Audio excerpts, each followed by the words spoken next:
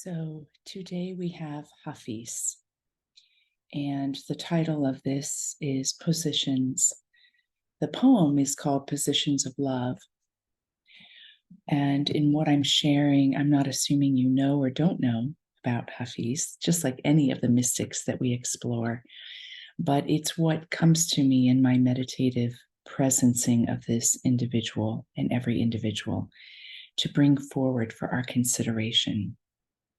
There are two lessons that came forward to me today in the life and the expression of Hafiz. The first is that you can see in his life that everything, really everything, was a stepping stone. Everything, his inner desires, his external circumstances, was a stepping stone to this experience of union with God. And the second is that he did not sell himself short by hemming himself in his tradition. So he is Islamic, and when he was young, he memorized the Quran, and his name Hafiz is one that he chose, which actually in that language means one who memorized the Quran. He was very, very gifted with that. But for him, without, at least from what we can see, without him wrestling with it or wondering about it, he didn't stop there. He was never contained within the dogma of it or the customs of it. He didn't try to take it like the path. He rather let his experience open him up to the deepest desires of what he had. And even his life circumstances helped him understand what these desires were. Sometimes we can think that we have to be really clear on what our desires are, or that we need to overlay a cognitive desire. But you'll see through Hafiz's life that he actually followed where desires arose within him, and he let that teach him of what it was that he really wanted. See, there's an innocence there, understanding that the fulfillment is very mysterious and that the desire is something to heed, and yet it may be leading towards something. Let me give you a practical example. So he was born in 1320, and he was considered right from the start very intelligent. He had a massive gift when it came to literature, and he was exposed to amazing poets, Rumi included, of his era that he loved very, very, very deeply. Well, he was of a poorer class, and one time when he had to either take some of their services or their products to a prosperous area of town. And when he went there, he beheld a young woman who was so beautiful, it captured his heart. It captured him. And he fell in love with this woman. And his desire was so heated and so all-consuming. It's recorded that he didn't sleep at night, that he wrote poems about her, that he was completely obsessed with her. And ultimately, he wins her affections. Now, part of it was writing the poetry just as the expression of his desires. And the other part was that he wanted the fulfillment of his desires. Well, it's very interesting because there was one night when an angel Gabriel, now it's messenger of God in the Christian tradition, but angel Gabriel exists in many other traditions as a messenger of God. And the angel Gabriel appeared to him, and he experienced a beauty that surpassed the beauty of this woman that he had fallen for. And all of his desires immediately oriented towards this being, Gabriel. But with it came the realization, oh my, if this messenger of God is so beautiful, what must the beauty of God be like? Wow, right? What would the beauty of God be like? And with that, what's interesting is he ends up marrying this woman, but he ends up, because his desires have led him down a path of understanding that what he loves is her higher self, that what he loves is the beauty of the divine within her, that that's what he loves about her. And she doesn't match in that way, but she does fall in love with him and is a faithful wife. And we don't know her story, so I'm not even going to conjecture, but the writings say that they weren't matched in their focus on God alone. So in the process of all of this, the angel Gabriel leads him to a true master in his town, and in this town, and he becomes a disciple of this master, Attar. And Attar is a brilliant poet and mystic, and Gabriel reveals that he is a true master, a true master. He is God realized. So Hafiz becomes very close and follows Attar and becomes the disciple. And just like Attar, Hafiz ends up having a lot of controversy around himself. He's beloved by the people, but the leader that comes into that area, Shuha, who considers himself a poet and had memorized the Quran as well, at first they become friends because of this divine alliance. But then Shuha becomes jealous and it becomes very unsafe. And at a certain point, then Hafiz flees many miles away with his wife, and they stay there in 1368. So he would have been about 48 years old for 4 years. Rivalries happen between Shuha and his brother, and eventually Hafiz is able to return. But during this 4-year exile, the anguish of his own heart to be in his community, to be there among with Attar and with the people that he loves and feels close with, it influences his poetry. We have his humanity, we have his life experience coming forward as an instrument to his divine union. Everything seems to be along that lines. Well, when he returns in 1372, he is following the master again for many more years. And in 1381, so at this point, he's 61 years old. He's followed this master for 40 years. He grows impatient. He wants the God realization.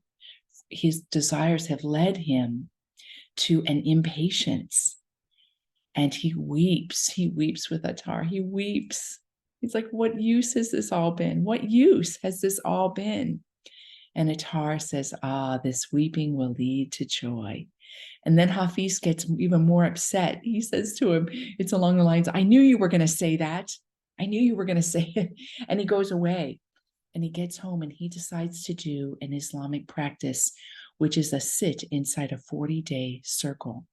So he draws a circle and he sits there for 40 days, holding this desire, sitting with this desire.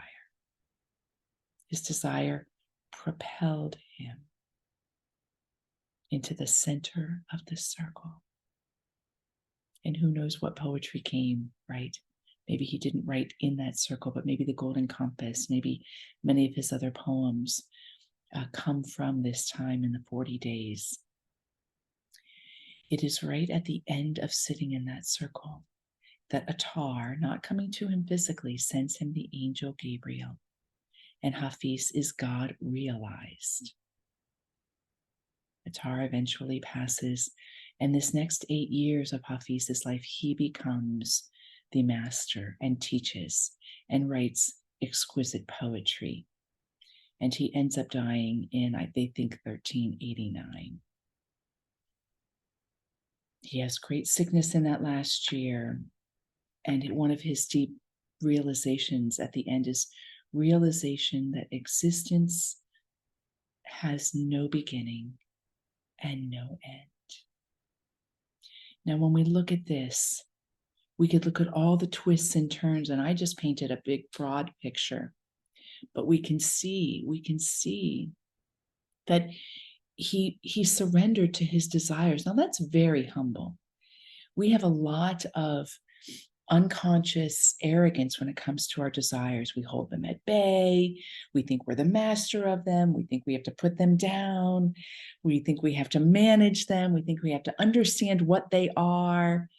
And in our ignorance, we fail at times to simply note our desires, our desires.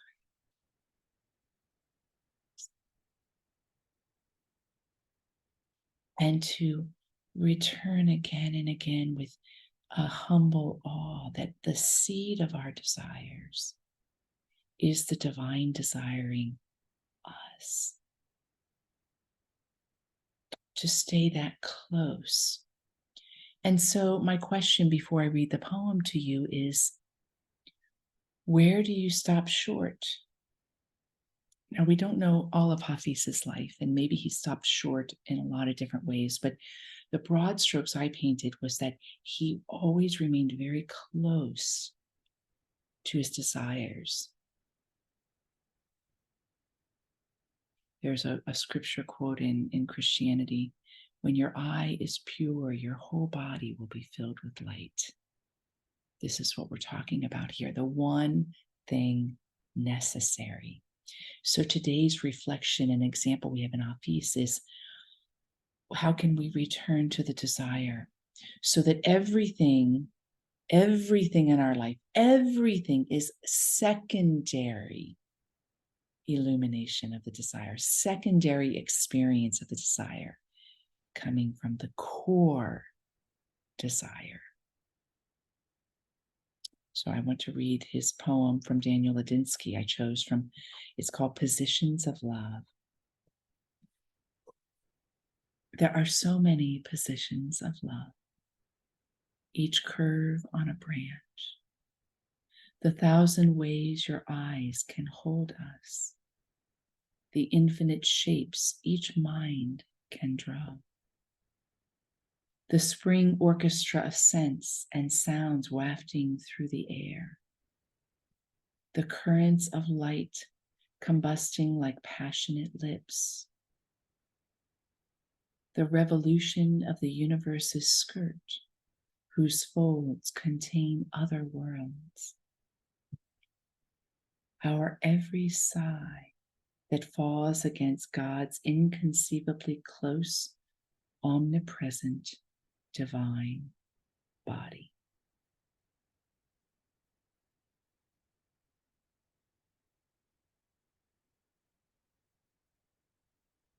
So I invite you to close your eyes.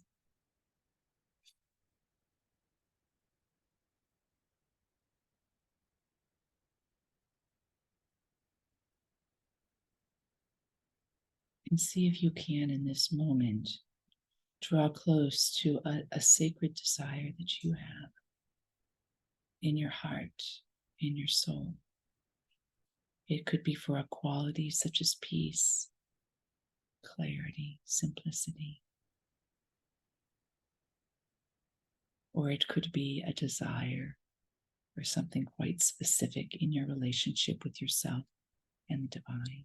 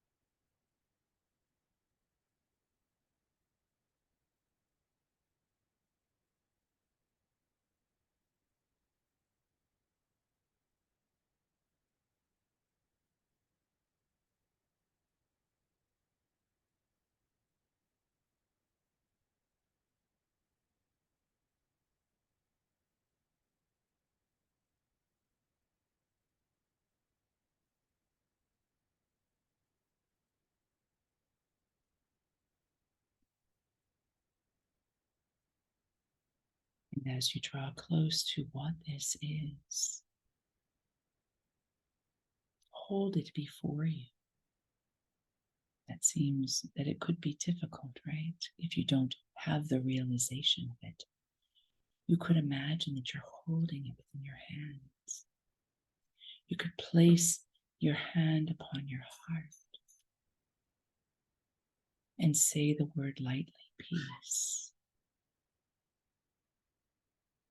union, fulfillment. Let yourself lightly say the words that the heart desires. And as a divine exchange, as you say the words, hear what you say. Hear what you say. Hear what you say.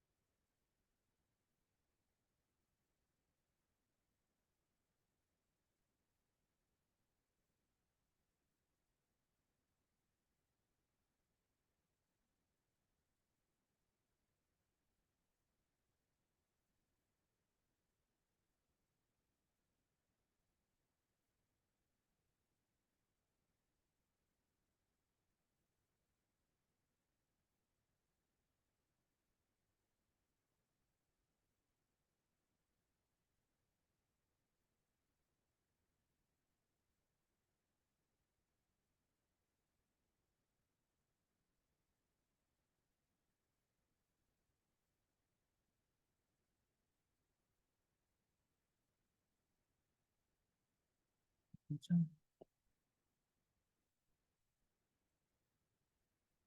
speak the word silently or verbally.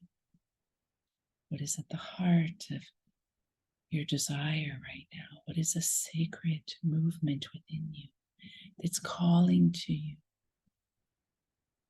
That you may be tasting a little but long to taste more.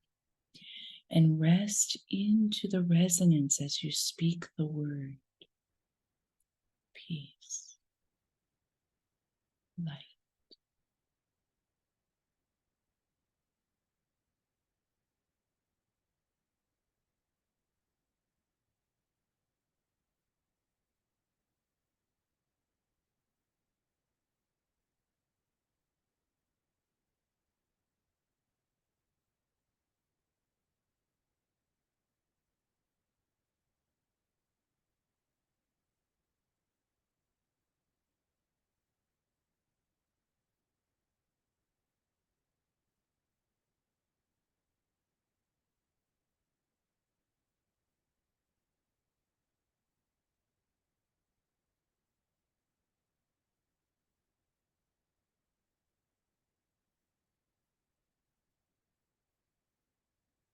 As you sit with this closeness with yourself, let the words of this poem rest upon you again. There are so many positions of love, each curve on a branch, the thousand ways your eyes can hold us, the infinite shapes each mind can draw,